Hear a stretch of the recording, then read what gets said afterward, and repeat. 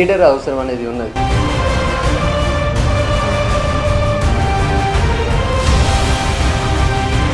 ఇక్కడ కాంగ్రెస్ శ్రేణుల హడావిడి అక్కడ కనపడలేదు అంటే అక్కడ ఒక లీడర్ అవసరం ఉంది కరీంనగర్లో.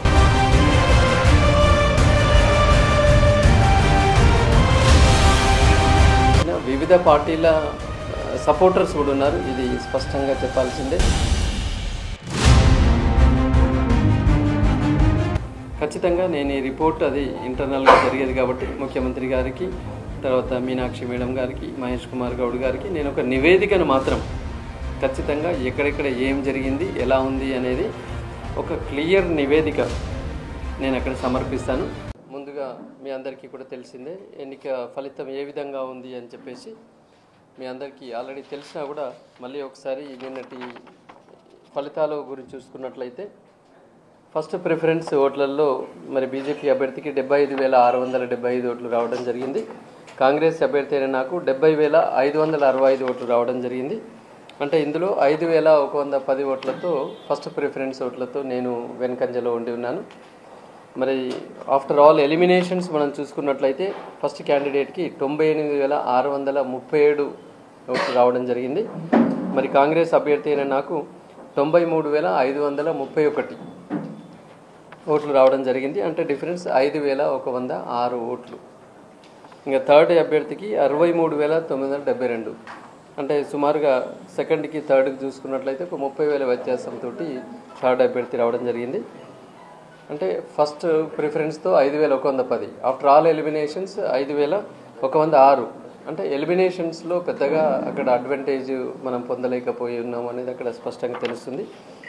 తర్వాత ఇక్కడ మనం గమనించాల్సిన విషయం ఏంటంటే టోటల్ ఓట్స్ 2,52,029 మనకు పోలైన ఓట్లు అయితే అందులో ఇన్వాలిడ్ ఓట్లు 28,686, 28,686 ఓట్స్ మరి ఇన్వాలిడ్ అయినాయి. అంటే 11% ఆల్మోస్ట్ ఆల్ ఓట్లు ఇన్వాలిడ్ కావడం జరిగింది. సో ఇక్కడ ఇన్వాలిడ్ ఓట్లలో ముఖ్యంగా మరి చూసుకున్నట్లయితే మా యొక్క అభిమానులు ముఖ్యంగా కంపల్సరీ నరేందర్ రెడ్డికి వెయ్యాలి అనుకున్న వాళ్ళ దానిలో 28,000లో ఒక 15,000 ఓట్లు చెల్లని ఓట్లు నాయే అనేది అక్కడ మా వాళ్ళు ఇలా చూపించినప్పుడు అర్థమవుతుంది. అంటే చెల్లని ఓట్లు ఏ రకంగా జరిగినాయి అంటే 1 పెట్టి 1 పక్కన ఒక టిక్, అలాగే 1 పెట్టి దానికి ఒక సర్కిల్, లేదా 1కి ముందు 0 అంటే 0-1 పెట్టడం, తర్వాత జస్ట్ టిక్ పెట్టడం, తర్వాత తెలిసి తెలియక 1 రాసు దాని కింద డాట్, అంటే 1 కింద ఒక డాట్ ఉన్నా కూడా దాన్ని ఇన్వాలిడ్గా మనం పరిగణలోకి తీసుకున్నారు. ఈ రకంగా ఇంకొకటి ఏమైంది అంటే ఆ రెండవ వరుస అన్నప్పుడు ఏమైందంటే కొద్దిమంది దాదాపు నాకు తెలిసిన వాళ్ళు ఒక 1000 మంది పట్టభద్రులు ఏం చేశారంటే సార్కి ఒక్కడికి మాత్రమే వేయాలనుకున్నారు, ఒకరికి మాత్రమే వేశారు. కానీ ఆ 2 సీరియల్ పక్కన ఉన్న బాక్స్లో 02 వేశారు. అంటే దాంతో అర్థమవుతుంది ఏంది, ఎక్కడ కూడా 1 వేయలేదు, వాళ్ళు 3 వేయలేదు, ఒకరికే వేశారు. కానీ ఆ 2 వరుస నరేందర్ రెడ్డిది 2 అని చెప్పేసి అక్కడ పక్కన 02 అనేది వేయడం జరిగింది. ఈ రకంగా ఓవరాల్గా చూసుకున్నట్లయితే 28,000 చెల్లని ఓట్లలో 15,000, సపోజ్ ఇంకా 10,000 చెల్లని ఓట్లు సపోజ్ బీజేపీ అభ్యర్థి అయినా ఈ 15,000 చెల్లని ఓట్లు ఉన్నాయనుకున్నప్పుడు ముందరికి వచ్చేది ఉంటే ఇప్పుడున్న 5,000 మైనస్కి ఇంకొక మనం 5,000 ఈజీగా ప్లస్లో ఉండి మనం విజయం సాధించేవన్నీ.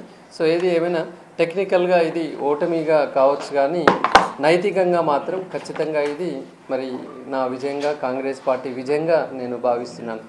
ఎందుకంటే నిన్న నైట్ చూస్తున్నాను కొన్ని వందల కొద్ది వీడియోలు, వందల కొద్ది మెసేజ్లు, కొన్ని వేల కొద్ది వాళ్ళు చెప్తున్నారు సార్ నో ప్రాబ్లం సార్, మేము అందరం ఉన్నాం స్వచ్ఛతంగా. ఆ టెక్నికల్ నేను కూడా ఇలా తప్పు చేశాను సార్, 02 మీకే వేయాలనుకున్నాను కానీ మీ పక్కన 02 వేసి వచ్చాను అని చెప్పేసి వాళ్ళందరూ కూడా మరి ఎంతో మరి ఆందోళనలో వాళ్ళు ఆ రకంగా ఉన్నారు. ఇవాళ మా పిల్లలు కూడా నైట్ అంతా కూడా అసలు ఏడుస్తూ ఉండడము, ఎందుకంటే వాళ్ళ జీవితంలో నరేందర్ రెడ్డి సార్ ముఖంలో ఎప్పుడు కానీ విజయాన్ని నవ్వును మాత్రమే చూసిన వాళ్ళు ఇవాళ లక్షల మంది ఈ 4 జిల్లాల్లో ఉన్న అభిమానులు మరి కంటిన్యూస్ కాల్ చేస్తూ వాళ్ళు మెసేజ్ పెడుతున్నారు డిస్టర్బెన్స్ లేకుండా. దీన్ని బట్టి అర్థమవుతుంది మరి ఎంత మద్దతు ఉంది అని చెప్పేసి. కాబట్టి ఇది టెక్నికల్గా ఫెయిల్యూర్ అయినా కూడా నైతికంగా విజయం నాదే అనే దాన్ని ఫస్ట్గా నేను వివరించదలుచుకున్నాను. ఇక సెకండ్ విషయానికి వచ్చినట్లయితే కాంగ్రెస్ పార్టీ మరి నా మీద నమ్మకం కొద్దీ ఎంతో నమ్మకంగా ఇచ్చినందులకి ముఖ్యంగా పార్టీ పెద్దలైన ఖర్గే గారికి, అలాగే కేసీ వేణుగోపాల్ గారికి, రాహుల్ గాంధీ గారికి, అలాగే మరి రాష్ట్ర బాధ్యులైన మన ముఖ్యమంత్రి వర్యులు మరి రేవంత్ రెడ్డి గారికి, అలాగే పిసిసి బాధ్యులు మహేష్ కుమార్ గౌడ్ గారికి, అలాగే మంత్రివర్యులు ఉత్తమ్ కుమార్ రెడ్డి గారు, శ్రీధర్ బాబు గారు, పొన్నం ప్రభాకర్ గారు, అలాగే జూపల్లి కృష్ణారావు గారు, తర్వాత సీతక్క గారు, మరి కొండా సురేఖ గారు, ఈ ముగ్గురేమో మన డైరెక్ట్ మంత్రులు దామోదర రాజనరసింహ గారు, ముగ్గురు మనకు డైరెక్ట్ మంత్రులు, అలాగే 4 ఇన్ఛార్జ్ మంత్రులు. సో వీళ్ళు కూడా బాగా వర్క్ చేస్తున్నారు. తర్వాత ఎమ్మెల్యేలు, కార్యకర్తలు అందరూ నాకు ముందుగా టికెట్ ఇచ్చిన పెద్దలకి, సహకరించిన వీరికి, అట్లాగే కాంగ్రెస్ శ్రేణులు, యూత్ కాంగ్రెస్, ఎన్ఎస్యుఐకి, అలాగే మరి ముఖ్యంగా మాకు మద్దతు పలికిన సిపిఎం ఉంది, సిపిఐ ఉంది, తర్వాత టీజేఎస్ ఉంది, తర్వాత విద్యార్థి సంఘాలు ఏఐఎస్ఎఫ్ కావచ్చు, యుఎస్ఎఫ్ఐ కావచ్చు, తర్వాత ఎస్ఎఫ్ఐ కావచ్చు, తర్వాత మిగతా టీఎన్ఎస్ఎఫ్, ఎన్టీఎస్ఎఫ్, పలు విద్యార్థి సంఘాలు, అలాగే మరి సంఘాలు, మిగతా టీచర్స్ సంఘాలు కావచ్చు, గవర్నమెంట్ సంఘాలు, కుల సంఘాలు, ఎంతోమంది వారు కూడా నాకు మద్దతు ఇచ్చారు. వారికి కూడా ఈ సందర్భంగా పేరు పేరున నేను ధన్యవాదాలు తెలియజేస్తున్నాను. మరి ముఖ్యంగా నాతో పాటు గత 6 నెలల నుంచి కంటిన్యూస్ ఎఫర్ట్స్ పెట్టిన మా ఆల్ ఫోర్స్ టీంకి ప్రత్యేకంగా నేను కృతజ్ఞతలు తెలియజెప్పాలి. జెంట్స్, లేడీస్ అని అనుకోకుండా ఎక్కడ ప్రోగ్రామ్ ఉన్నా ఫస్ట్ మినిట్ నుంచి చివరి మినిట్ వరకు కూడా ఉంటూ నా ప్రతి ప్రోగ్రామ్ను సక్సెస్ చేసిన వారికి కూడా మీరు చూస్తున్నారు. ఈవెన్ నిన్న కూడా మరి పోలింగ్ ఏజెంట్లు అంటే కంప్లీట్గా మరి ఇండిపెండెంట్ టీం లాగా బాగా వర్క్ చేస్తున్నారు. వారికి కూడా నేను పేరు పేరున్న ధన్యవాదాలు. మరి ముఖ్యంగా పూర్వ విద్యార్థులు, శ్రేయోభిలాషులు, మిత్రులు, వారికి కూడా ఈ సందర్భంగా మరి నాకు సహకరించినందులకి పేరు పేరున నేను ధన్యవాదాలు తెలియజేస్తున్నాను. ఇంకెవరి పేరు మర్చిపోయినా కూడా, ఎందుకంటే ఒక మూమెంట్లో ఎంత సోషల్ మీడియాలో విష ప్రచారం చేస్తున్నారంటే నరేందర్ రెడ్డికి కరీంనగర్లో ఎవరు ఓట్లు వేయరన్నారు. ఇవాళ డాటా తెప్పించుకుంటే చూస్తారు. ఇంత ట్రయాంగులర్ సిరీస్లో కులం పేరు మీద, మతం పేరు మీద విడగొట్టాలనే ప్రయత్నం చేసిన కరీంనగర్లో మనం అత్యధిక మెజారిటీని మనం తీసుకుని రావడం జరిగింది. పూర్వ విద్యార్థులు ఎవరు కూడా లేరు, ఆయన పిల్లలే ఆయన ఓడగొడతారని చెప్పేసి కూడా సోషల్ మీడియాలో ప్రచారం చేస్తున్నారు. ఇవాళ పిల్లలు నిన్నటి నుంచి అసలు అన్నం తినకుండా మా సార్కి ఇలా జరిగింది అని ఏడుస్తున్న పిల్లలు కొన్ని లక్షల్లో ఉన్నారు. దాన్ని బట్టి అర్థం చేసుకోవాలి. Narender Reddy sir quality education అందించాడు, పిల్లలకు ప్రేమను పంచాడు, విలువలను పంచాడు, ఒక సిస్టమేటిక్ లైఫ్ను పంచాడు తప్ప కానీ ఎక్కడ కూడా నెగటివిటీ అనేది నేను ఎప్పుడు కూడా స్ప్రెడ్ చేయలేదు. ఇంత విష ప్రచారం జరిగినా నేను ఎన్నడూ కూడా అది రాంగ్ అని వాళ్ళపైన నేను ఏం చేయలేదు. ఎవరి చెడు వాళ్ళ దగ్గర ఉండవచ్చు, కానీ ఎవరిని కూడా నా క్యాంపెయినింగ్లో ఎక్కడ కూడా నెగిటివ్ చేయలేదు. ఈవెన్ ఎన్నికలు అయిపోయిన తర్వాత కూడా ఒక అభ్యర్థి అయితే ఇంకా నేను గెలిచాను, నా ప్రమాణ స్వీకారోత్సవం ఇది, నాది ఇది అని ఎన్నో ప్రగాలు పలికి ఉన్నారు, ఎన్నో రకాలుగా. అంటే అది ఓన్లీ సోషల్ మీడియా హైప్ ద్వారా రకరకాలుగా చేసే ప్రయత్నం చేసి ఉన్నారు. బట్ నేను మాత్రం ఎక్కడ నా క్యాంపెయినింగ్లో ఎవరిని నేను దూషించడం కానీ, ఎవరిని నిందించడం కానీ చేయకుండా ఒక సిస్టమేటిక్గా, వాస్తవానికి కూడా గెలిస్తే పట్టభద్రులకు ఎంతో చేయాలి, ఈ పాలిటిక్స్లో కూడా ఒక సిస్టమేటిక్ తేవాలి, ఎన్నో ఆలోచనలు, మరి ముఖ్యంగా విద్యా ప్రకారంగా ఎన్నో ఆలోచనలతో నేను పక్కాగా ఉన్నాను. నా కాన్ఫిడెన్స్ ఉంది. గెలిచిన వాళ్ళకంటే ఎడ్యుకేషన్ తెలంగాణ విద్యారంగంలో ఏ రకంగా మార్చాలన్న ఒక పక్క ప్రణాళికలతోటి నేను ముందుకు వెళ్ళాను. తర్వాత అన్ని ఏరియాలు తిరిగి పరిపూర్ణంగా అన్ని రంగాల వారితో నేను సమస్యలు తెలుసుకొని పరిపూర్ణంగా ఉండి ఒక సొల్యూషన్ కూడా నేను తయారు చేసుకున్నాను. సో ఏది ఏమైనా మరి పట్టభద్రుల యొక్క వాళ్ళ నిర్ణయానికి నేను శిరసావహిస్తాను. ప్రజలది ఏదైతే ఈ ఓటు ద్వారా మరి వాళ్ళు చేస్తున్నారో దాన్ని కూడా నేను శిరసావహిస్తూ మరి నాకు సహకరించిన పట్టభద్రులు, ఎందుకంటే పట్టభద్రులు చూస్తున్నాం పెద్ద సంఖ్యలో హైదరాబాద్ నుంచి ఎక్కడెక్కడి నుంచో కూడా వాళ్ళు వేస్తున్నారు. వాళ్ళు ఓన్లీ నా నంబర్ 2 పక్కనే వేశారు, కానీ వాళ్ళు చేసిన పొరపాటు ఒకటి ఏంటంటే మళ్ళీ 02 అని వేశారు అంతే. ఇంకెక్కడ 1 లేదు, 3 లేదు, ఏం లేదు. సో ఈ రకంగా వాళ్ళ సంపూర్ణ మద్దతు ఉన్నట్టుగా నేను భావిస్తున్నాను. కాబట్టి పట్టభద్రులందరికీ కూడా ధన్యవాదాలు. అయితే ఇక్కడ గమనించాలి, ఇది మనం నైతికంగా విజయం సాధించాము. నా శ్రేయోభిలాషులు కానీ, మరి కాంగ్రెస్ శ్రేణులు కానీ, పట్టభద్రులు కానీ ఎవరు కూడా దీని గురించి అధైర్యపడకూడదు. ఖచ్చితంగా నరేందర్ రెడ్డి మళ్ళీ ఫీల్డ్లో ఉంటాడు. యాక్టివ్ కాంగ్రెస్ కార్యకర్తగా మరి ముఖ్యమంత్రి గారు రేవంత్ రెడ్డి గారు, తర్వాత పిసిసి ప్రెసిడెంట్ మహేష్ కుమార్ గౌడ్ గారు ఎలాంటి బాధ్యతలు అప్పగించినా కూడా ఖచ్చితంగా నేను పార్టీకి సేవ చేస్తూ పట్టభద్రులకు నేను ఏవేవి హామీలు అయితే ఇచ్చానో గెలిచిన అభ్యర్థి కంటే ముందుగా అవన్నీ కూడా యాక్టివ్ రోల్ ప్లే చేస్తూ నేను ఎక్కడెక్కడ ప్రామిస్ చేశానో వాళ్ళందరికీ కూడా అండగా ఉంటూ ముఖ్యమంత్రి గారి దగ్గర కూర్చొని అవన్నింటిని కూడా సాల్వ్ చేయడానికి రేపటి నుంచి నా కార్యాచరణ ఉంటుంది అని కూడా. సో ఎట్టి పరిస్థితిలో వెనక అడుగు వేసేది లేదు. రాబోయే రోజుల్లో ఇంకా క్రియాశీలకంగా ముఖ్యంగా కరీంనగర్ కాంగ్రెస్ పార్టీని అయితే బాగా బలోపేతం చేయాల్సిన అవసరం ఉంది. కాంగ్రెస్ శ్రేణులకు ఇక్కడ ఒక కింది స్థాయి శ్రేణులకు ఇక్కడ ఒక లీడర్ అవసరం అనేది ఉన్నది. ఎందుకంటే చూస్తున్నాను కదా, ఇక్కడ ఆల్మోస్ట్ 3 రోజులు కౌంటింగ్ ప్రారంభమైనప్పుడు కూడా మరి ఇక్కడ కాంగ్రెస్ శ్రేణుల హడావిడి అక్కడ కనపడలేదు అంటే అక్కడ ఒక లీడర్ అవసరం ఉంది కరీంనగర్లో. సో ఖచ్చితంగా ఈ కరీంనగర్ కాంగ్రెస్ని పటిష్టం చేయడానికి నేను అహోరాత్రులు పనిచేస్తాను. ఒకవేళ ముఖ్యమంత్రి గారు చెప్పినట్లయితే ఖచ్చితంగా ఎక్కడెక్కడ పార్టీలో ల్యాప్సెస్ ఉన్నాయో, ఎందుకంటే ఆల్మోస్ట్ ఆల్ 42 అసెంబ్లీ కాన్స్టిట్యుయెన్సీలు విస్తృతంగా తిరిగి వచ్చాను.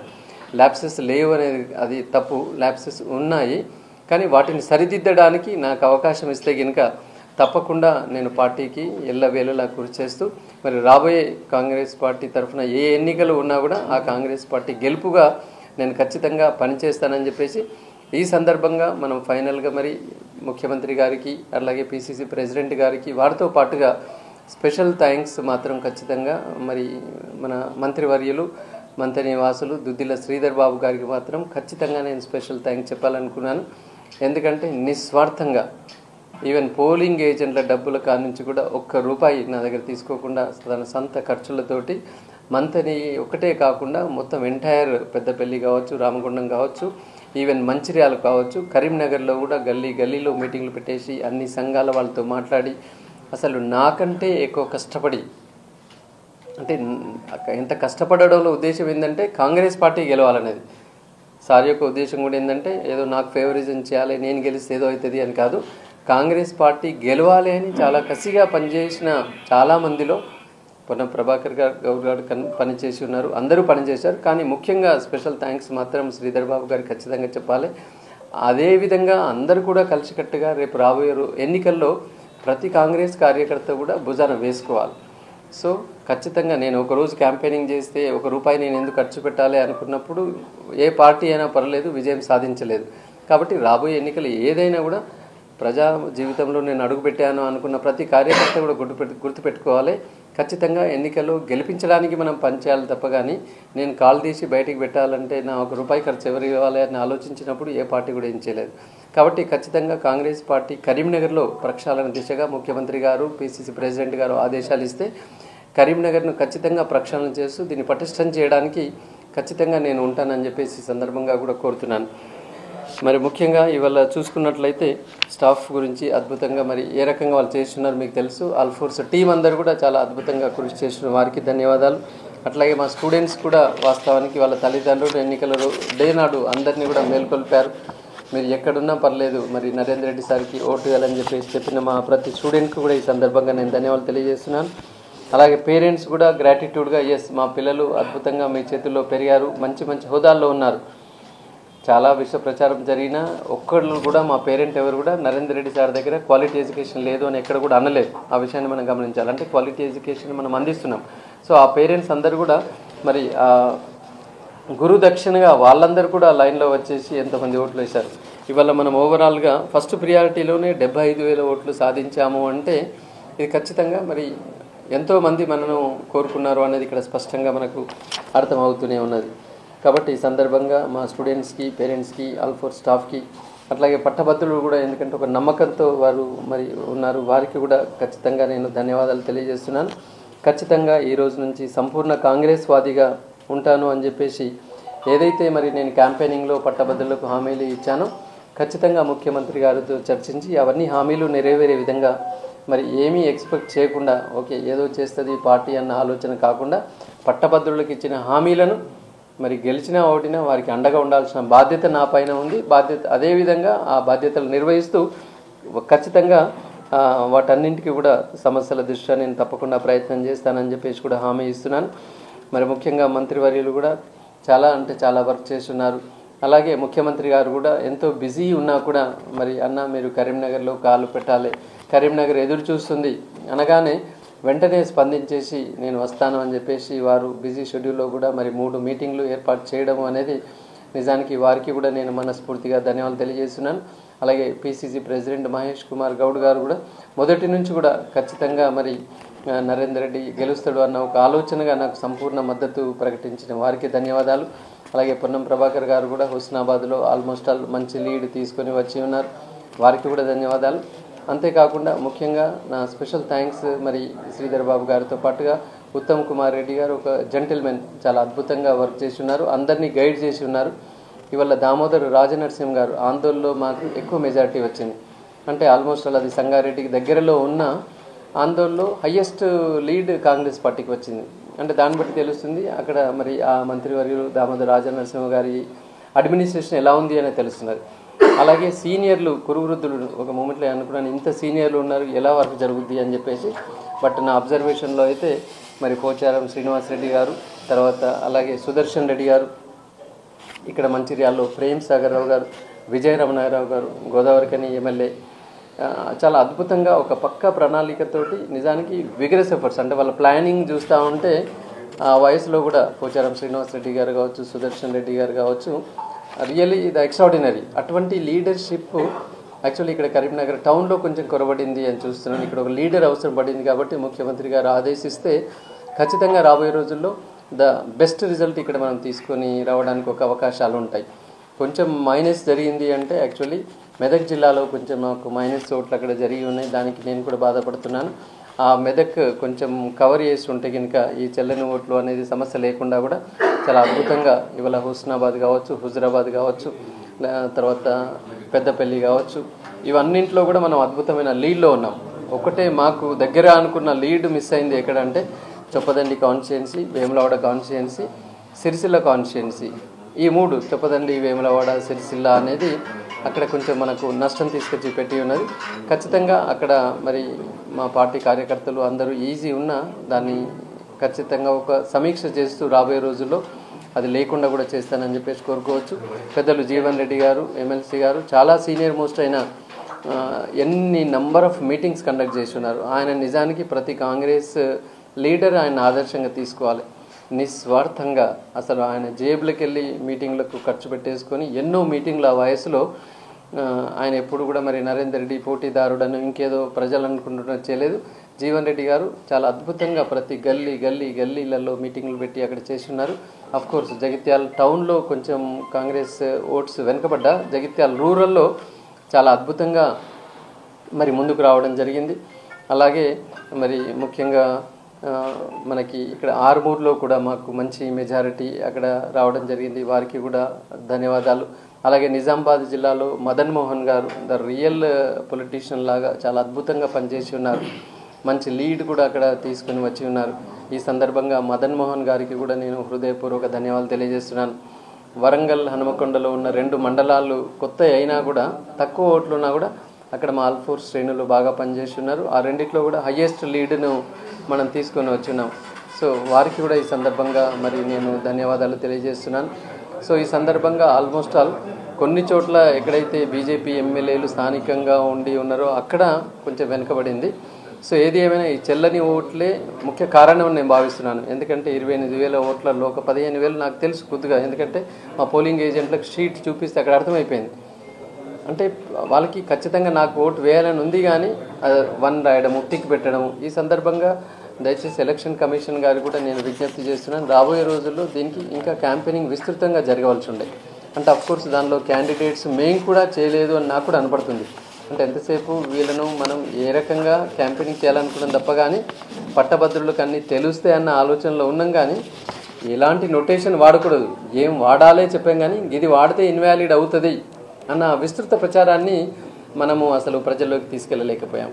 తర్వాత కొన్ని సందర్భాల్లో మనం ఏమనుకున్నాం, 50% +1 ఓట్లు వచ్చిన వారిని విజేతగా ప్రకటిస్తారు. ఎమ్మెల్సీ ఎన్నిక చాలా టఫ్ ఉంటుంది, అదర్వైజ్ ఎమ్మెల్సీ ఎన్నిక క్యాన్సిల్ చేస్తారు అనేది నేను విన్నాను. మరి పరిపూర్ణంగా విననా లేకపోతే ఏమీ తెలియదు కానీ అదే అయితే ఉంది స్టాండర్డ్. బట్ ఇవాళ నిన్నటి రోజు జరిగిన మరి ఎన్నికల్లో బీజేపీ అభ్యర్థి ఇవాళ గెలుపుగా ప్రకటించినా కూడా ఆయనకి 50% +1 ఓట్లు రాలేకపోయింది అక్కడ. సో మనం థర్డ్ ప్రియారిటీ ఓట్లను పరిగణలోకి తీసుకోవాలి. 4th priority, actually priority system ఎందుకు వచ్చింది అంటే ఒకవేళ డైరెక్ట్గా రాలేకపోతే 2nd ప్రియారిటీ ఓట్లు లెక్కిస్తారు, 2nd ప్రియారిటీ రాలేకపోతే 3rd ప్రియారిటీ ఓట్లు లెక్కించాలి. అప్పటికి కూడా 50% +1 రాలేకపోతే 4th ప్రియారిటీ. అందుకే కదా 1, 2, 3, 4, 5 మీరు ఎన్నైనా పెట్టచ్చు అన్న ప్రియారిటీ ఎందుకు పెడుతున్నామో అంటే ఆ 50% +1 ఆ మ్యాజిక్ ఫిగర్ని దాటాలి అనేది. బట్ నిన్నటి రోజు మాత్రం ఏంటంటే ఒక కొత్త సిస్టమ్ను తీసుకొని వచ్చి ఉన్నారు. ఆ సిస్టమ్ పట్ల సరి అయిన అవగాహన ఎవరికి లేకుండా పోయింది. సో ఇప్పుడు 3rd ప్రియారిటీ ఓట్లు, 4th ప్రియారిటీ అనేది లేదు. ఇప్పుడు ఆ గెలిచిన అభ్యర్థికి 50% +1 రాలేదు. మరి గతంలో ఎమ్మెల్సీలు గెలిచిన వాళ్ళందరికీ కూడా 50% +1 ఓట్లు వచ్చాయి. మనం 50% విన్ అంటే 111,172 ఓట్లు రావాలి. గెలుపును ప్రకటించాలంటే 111,172 ఓట్లు రావాలి. బట్ ఇవాళ గెలిచిన అభ్యర్థికి వచ్చినాయి 98,637. అంటే చూడండి మనకు ఆల్మోస్ట్ ఆల్ ఇంకా ఒక 12,000 మ్యాజిక్ ఫిగర్ కంటే వెనుక అక్కడ ఉండడం జరిగింది. అంటే ఎలక్షన్ కమిషనర్ గారు కూడా ఈ సందర్భంగా విజ్ఞప్తి చేస్తున్నాను, దయచేసి అసలు 50% +1 దానికి పక్కన పెట్టుకోవాలి. ఒకవేళ దాని పరిగణలోకి తీసుకోము ఎట్లా వస్తాయి అనుకున్నప్పుడు ఆ కండిషన్ ఎందుకు పెట్టాలి, ఆ అవేర్నెస్ ఎందుకు తేవాలి, అది అవసరం లేదు. తర్వాత సెకండ్ ప్రియారిటీ, థర్డ్ ప్రియారిటీ, ఇప్పుడు ఫోర్త్ ప్రియారిటీ, ఇవన్నీ ఏమి చూడకుండా ప్రియారిటీలు పెట్టి ఓటర్ను కన్ఫ్యూజ్ చేస్తున్నాం. దానికి బదులుగా మనం రెగ్యులర్ ఎన్నికల్లో ఏదైతే ఉందో ఒకటే ఓటు, అది కూడా ఎలక్ట్రానిక్ సిస్టంలోకి వెళ్ళినట్లయితే ఇంత కన్ఫ్యూజన్ కూడా ఉండదు. ఆయన వెళ్తాడు, ఆయనకి ఎవరికి ఓటేయాలనుకుంటే వాళ్ళకి ఓటేస్తుంటాడు. కాబట్టి రాబోయే రోజుల్లో ఎమ్మెల్సీ ఎన్నికలు ఒకవేళ ఇలాగే ఉండాలనుకున్నప్పుడు అసలు ఈ ప్రియారిటీ ప్రిఫరెన్స్ల సిస్టమ్ను తీసివేసి ఎవరికైనా ఒకరికి అది కూడా ఎలక్ట్రానిక్ సిస్టంలో పెట్టి ఉంటే ఇంత కన్ఫ్యూజన్ అనేది రాదు. కాబట్టి ముందు రోజుల్లో కూడా ఖచ్చితంగా మరి ఈసీఐ దీని పట్ల చొరవ తీసుకోవాలని చెప్పేసి కూడా నేను కోరుకుంటూ, ఏది ఏమైనా మరి టెక్నికల్గా ఓటమి చెందిన నేను భావిస్తూ నైతికంగా మాత్రం గెలిచానని కోరుతున్నాను. ఖచ్చితంగా కాంగ్రెస్కి ఒక సేవకుడిగా ఉంటాను, పట్టభద్రులకి కూడా ఒకరికి సేవకుడిగా ఉంటాను. మరి ఇన్ని రోజులు గత 5 నెలల నుంచి ఎక్కడికి వెళ్ళినా కూడా నాకు పాత్రికేయ మిత్రులు, ప్రింట్ ఎలక్ట్రానిక్ మీడియా వాళ్ళు చాలా అద్భుతంగా నాకు సహకరించి ఉన్నారు. ఏ ఏరియాకి వెళ్ళినా మీ ఊళ్ళో ఫలానా తెలుస్తారు నా బ్రదర్ అని చెప్పేసి ఈ మూలకు వెళ్ళినా ఆ మూలకు వెళ్ళినా ఎక్కడికి వెళ్ళినా కూడా మరి ప్రింట్ ఎలక్ట్రానిక్ మీడియా వాళ్ళు కూడా నాకు అద్భుతంగా సహకరించారు. వారందరికీ కూడా నేను కృతజ్ఞతాభివందనలు తెలియజేస్తున్నాను. మరి ఏది ఏమైనా ఈ జర్నీలో ఎక్కడైనా నేను ఎవరినైనా పట్టించుకోలేకపోయినా, ఎవరినైనా హలో అనలేకపోయినా, ఫోన్ చేయలేకపోయినా, ఎందుకంటే ఇది ఒక వ్యాస్ట్ ఏరియా, అది ఏదైనా నా ద్వారా పొరపాట్లు జరిగి ఉంటే ఓకే, ఇప్పటికీ చాలామంది ఎన్ని రకాలుగా చేసినా నేనైతే అనుకుంటున్నాను ఇప్పటికి అర్థమైపోయింది నరేందర్ రెడ్డి చేసిన తప్పేం లేదు అని చెప్పేసి అందరికీ ఇప్పటికీ ఒక అర్థమైపోయిందని భావిస్తున్నాను. కొద్దిమంది రకరకాలుగా ఒక బీసీ ఫీలింగ్ తీసుకువచ్చి గెలిపించాలని రకరకాలుగా చేసి ఉన్నారు. తర్వాత ఈవెన్ నాకు సహకరించిన వివిధ పార్టీల సపోర్టర్స్ కూడా ఉన్నారు. ఇది స్పష్టంగా చెప్పాల్సిందే. ఇంకా నేను పేర్లు పార్టీ చెప్పను కానీ, అంటే మాకు మద్దతు ఇవ్వని పార్టీలలో నుంచి ప్రధాన పార్టీలు కూడా మిగతా వాళ్ళు చాలామంది నా శ్రేయోభిలాషులు వారు కూడా చాలా సహకరించున్నారు. వారు కూడా వాళ్ళ అభ్యర్థి గెలిచిన దానికంటే ఎక్కువగా మరి నా ఓటమిని జీర్ణించుకోలేకుండా మరి ఏడ్చిన వాళ్ళు కూడా ఉన్నారు. ఈవెన్ మిగతా పార్టీల వాళ్ళు కూడా బాగా సహకరించి ఏడ్చిన వాళ్ళు ఉన్నారు. కాబట్టి వారందరికీ కూడా హృదయపూర్వక ధన్యవాదాలు తెలియజేస్తూ, ముఖ్యంగా మా యొక్క అభిమానులు, శ్రేణులు, తర్వాత ఎవరు కూడా ఈ ఓటమి అనే దానికి ఇంకా మీరు దిగాలు పడకుండా ఖచ్చితంగా మనం ఏదైతే హామీలు ఇచ్చామో అది నెరవేర్చడానికి ముఖ్యమంత్రి గారితో చేద్దాం. రాబోయే రోజుల్లో ఇంతకంటే ఇంకా మెరుగ్గా, చురుగ్గా ఉంటూ ఇటు వ్యవస్థలను కాపాడుకుంటూ, వ్యవస్థల్లో తెలంగాణ విద్యారంగంలో గతంలో ఎలా అయితే నాణ్యమైన విద్యను అందిస్తూ చక్కగా రోల్ మోడల్గా ఉన్నామో, ఇప్పుడు కూడా విద్యారంగ పటిష్టతను అలాగే ఉంటూ, అలాగే ప్రభుత్వ విద్యారంగ డెవలప్మెంట్కి కూడా ముఖ్యమంత్రి గారు ఎలాంటి ఆదేశాలు ఇచ్చినా నేను చేయడానికి రెడీగా ఉంటాను. తర్వాత క్రియాశీలకంగా పాలిటిక్స్లో కూడా ఉంటూ అందరికీ ఏవేవి హామీలు ఇచ్చానో అవి నెరవేర్చుతూ, ముఖ్యంగా కరీంనగర్ టౌన్ కాంగ్రెస్ పార్టీని అయితే పటిష్టం చేయాల్సిన అవసరం ఉంది అనేది ఎన్నికల్లో నాకు క్లియర్ కట్గా నాకు అర్థమైపోయింది.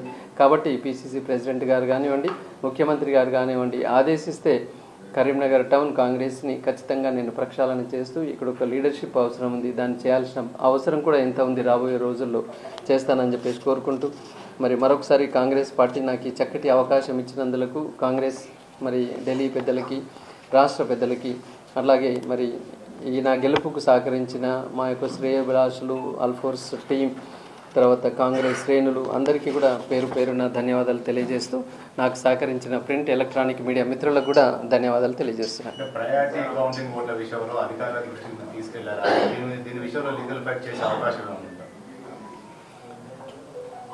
ప్రియారిటీ విషయంలో మనం ఒక రిటర్న్ అప్లికేషన్ కూడా ఇచ్చి ఉన్నాం వాళ్ళు.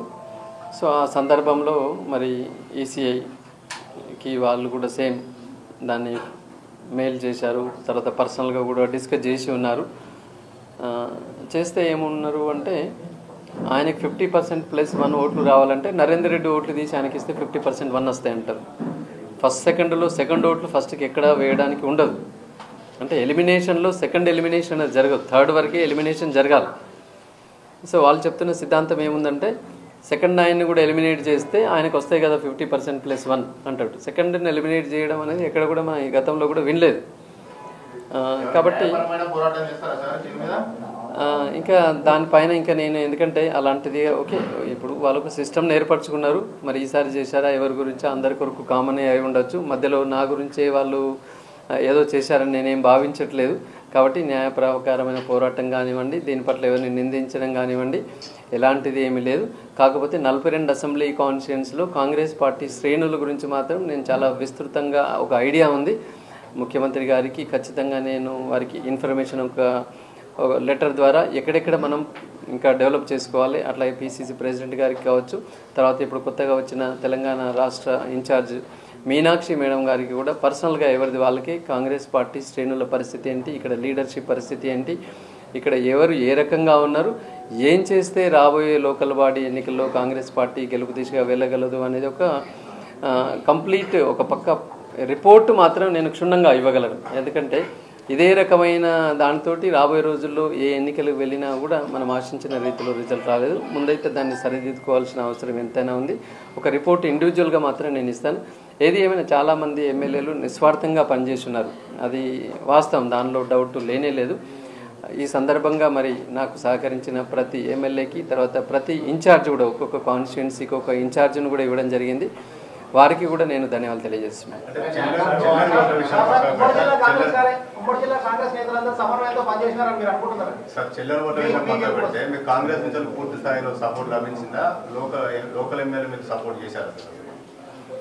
సరే, ఒకటి ఇప్పుడు మనము ఈ సందర్భంగా కాంగ్రెస్ పార్టీ పటిష్టతకి నేను అధిష్టానానికి కట్టుబడి ఉన్నా అనే ఒక మాట నేను ఇచ్చాను. అంటే జనరలీ ఏ పార్టీలో కానివ్వండి కొన్ని డ్రాబ్యాక్స్ లూపోల్స్ ఉండి ఉండొచ్చు. సో ఇక్కడ 100% నాకు అవుట్రైట్గా సపోర్ట్ చేశారు అని నేను అనలేను. ఎట్ ద సేమ్ టైం నేను గతంలో కూడా చెప్పి ఉన్నాను, ఎవరు కూడా నాకు అగెనిస్ట్గా వెళ్ళారు అని అయితే నేనేం భావించట్లేదు. కాకపోతే కొంచెం స్తబ్దత అనేది అయితే నెలకొని ఉన్నది, దాన్ని కొంచెం ఉత్సాహపరచాల్సిన అవసరం అయితే ఉంది. సో కాన్లే అయితే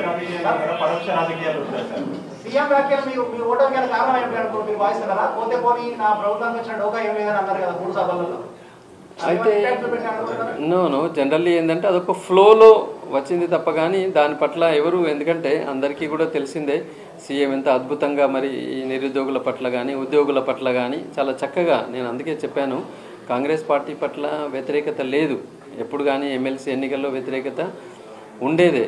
కాబట్టి సీఎం గారి రాకతో అది ఒక 10% నాకు మైలేజ్ వచ్చింది, ప్లస్సే వచ్చింది తప్ప కానీ మైనస్ అయిందని చెప్పేసి నేనేం భావించట్లేదు. ఖచ్చితంగా విద్యా సంస్థలను అలాగే కాపాడుకుంటూ విద్యా సంస్థలను ఫోకస్ చేస్తూ ఖచ్చితంగా ప్రత్యక్ష రాజకీయంలో ఉంటూ ఏదైతే బాధ్యత నాకు అప్పగిస్తారో, ఏ బాధ్యత అప్పగించినా కాంగ్రెస్ పార్టీకి ఒక సైనికుడిలాగా ఏ రకంగా ఒక పార్టీ కార్యకర్త పనిచేయాలి అనేది నేను ఇతరులకు చేసి అక్కడ కూడా ఒక రోల్ మోడల్గా నేను ఉంటాను.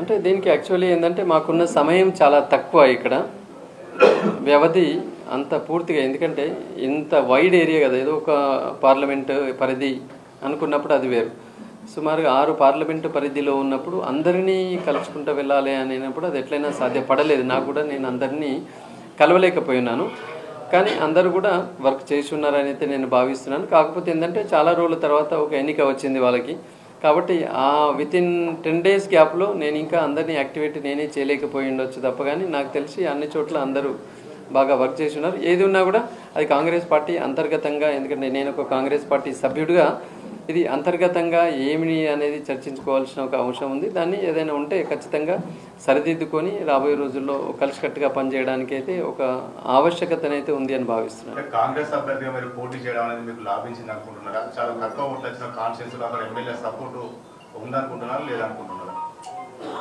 సో అందుకే అన్నాను, దీని గురించి ఇంకా ఇప్పుడిప్పుడే అంత రివ్యూస్ అన్నీ జరుగుతూ ఉన్నాయి క్లియర్గా. ఖచ్చితంగా నేను ఈ రిపోర్ట్ అది ఇంటర్నల్గా జరిగేది కాబట్టి ముఖ్యమంత్రి గారికి, తర్వాత మీనాక్షి మేడం గారికి, మహేష్ కుమార్ గౌడ్ గారికి నేను ఒక నివేదికను మాత్రం ఖచ్చితంగా ఎక్కడెక్కడ ఏం జరిగింది, ఎలా ఉంది అనేది ఒక క్లియర్ నివేదిక నేను అక్కడ సమర్పిస్తాను. అది అతి త్వరలో ఏమైనా ఉంటే బయటకు వస్తుంది. నో నేను అలాంటిది నో నేను ఆ డీసీసీ ప్రెసిడెంట్ అలాంటి దానికి నేనేమి పోటీలో లేను. అట్లాంటిది కూడా నేను ఎక్స్పెక్ట్ చేయట్లేదు. ఎందుకంటే మనం ఒకటే పట్టభద్రులకు సేవ చేయాలనుకుంటున్నాము. కరీంనగర్ కేంద్రంలో నేను ఉంటాను కాబట్టి ఇక్కడ అవకాశం ఇస్తే దీన్ని డెవలప్ చేయడానికి ఇక్కడ, ఎందుకంటే ఇక్కడ కొంచెం నాయకత్వ లోపం అనేది కరీంనగర్లో నేను గమనించున్నాను. అంటే కార్యకర్తలకు వచ్చి నాకు సేవ చేద్దామన్నా నేను ఎవరి పర్మిషన్తో నా దగ్గరికి రావాలి అనేది వాళ్ళకి అర్థం కాకుండా ఉంది. అక్కడ ఒక లీడర్షిప్ ల్యాబ్స్ ఇక్కడ జరిగి ఉన్నది. అదొకటి అవకాశం ఇస్తే నేను చేస్తాను, లేకపోతే ఖచ్చితంగా పట్టభద్రులకు నేను సేవ చేస్తాను. అసలు డీసీసీ ప్రెసిడెంట్ నేను తీసుకోను కూడా, వాళ్ళు ఇచ్చినా కూడా. సార్, ఇద్దరు కాంగ్రెస్ పార్టీ టికెట్ ఆశించిన అభ్యర్థులు పోటీ చేసి మూడో వ్యక్తి గెలుపు కారణమైంది. దీన్ని ఊహించలేకపోయినా మీరు? ఇద్దరు కాంగ్రెస్ పార్టీ ఎక్స్పెక్ట్ చేస్తూ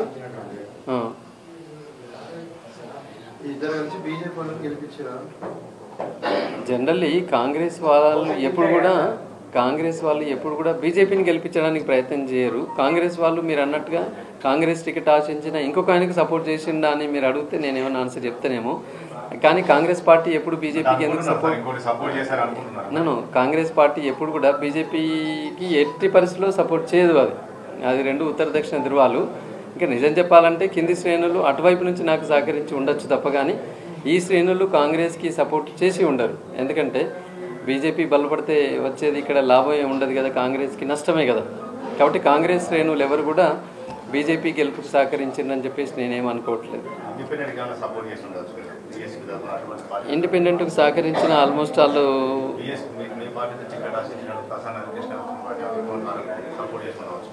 సో ఏదేమైనా కొన్ని అలా జరిగి ఉన్నప్పుడు ఖచ్చితంగా, అందుకే నేను చెప్పాను కదా, ఒక క్లియర్ కట్ నివేదిక మాత్రం ఖచ్చితంగా నేను ముగ్గురికి ఎవరిది వాళ్ళకి ఎక్కడెక్కడ ఏమేమి ఉంది అనేది ఖచ్చితంగా నేను ఒక నివేదిక వారికి సమర్పిస్తాను. ఎందుకంటే అదొక ఇంటర్నల్ మ్యాటర్, దాన్ని మనం బయట డిస్కస్ చేయాల్సింది ఏమీ లేదు. ప్రతి పాయింట్ను కూడా ఏ ఏరియాలో ఎలా ఉంది, అక్కడ ఉన్న ఎమ్మెల్యే గారు ఎలా ఉన్నారు, ఎంపీ గారు ఎలా ఉన్నారు, ఇన్ఛార్జ్ గారు ఎలా ఉన్నారు, కింది స్థాయి శ్రేణులు ఎలా ఉన్నారు, ఒక పరిపూర్ణమైన అవగాహన నాకుంది. అదొక రిపోర్టును అతి త్వరలోనే ఆల్మోస్ట్ 1-2 days